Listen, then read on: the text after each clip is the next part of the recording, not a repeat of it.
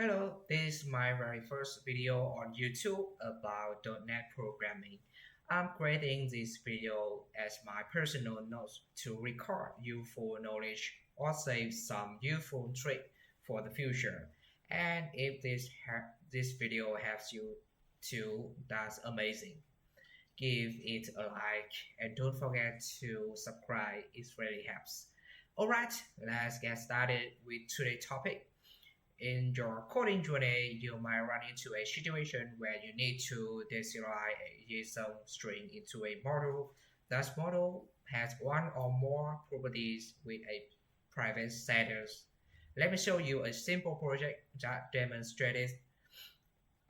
Here, I have a simple project which is a console application.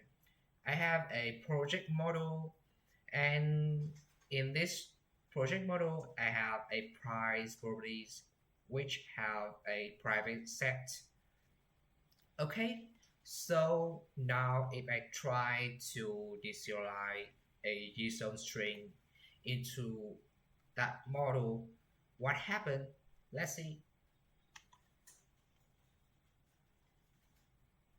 Okay, so let's see what we will have.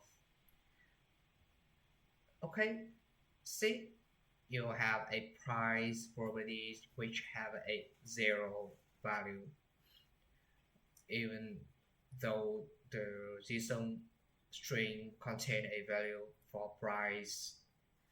Okay, how we solve this problem? My solution is a custom contract resolver. We will override the default contract resolver that provided by newtonsoft.json. First, we override the create property methods, and now we get their properties at default. And then we need to check if variable of the prop is true or false. In this case, of the price properties, um, price will return false here because it has a private setter. But now we add a logic to check if the property has a private setter or not by calling the get set method. Okay, so if it is true, so the properties will have tell we that it had a private setter, and then if the setter of properties is private, then we set the variable of the properties to true.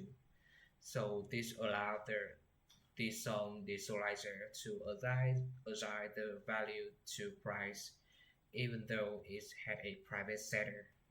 So okay, so how we use it? Come back to program.js. So now we need to create a new setting for JSON Deserializer by call new JSON Deserializer setting.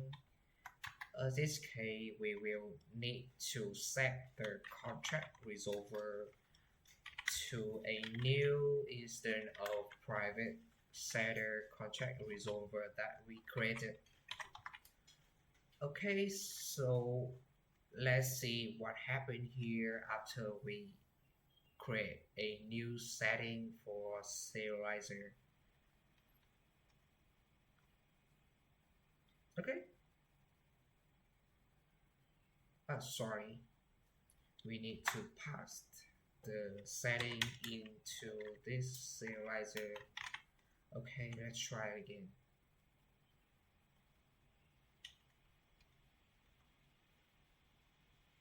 Okay, let's see the price is now correctly populated. So in the example, it set to 10,000. Okay, that's it. I hope this video was useful to you. Thank you so much for watching. If you found it helpful, please give it a like, subscribe, and share your thought in the comment below. See you in the next video. Bye bye.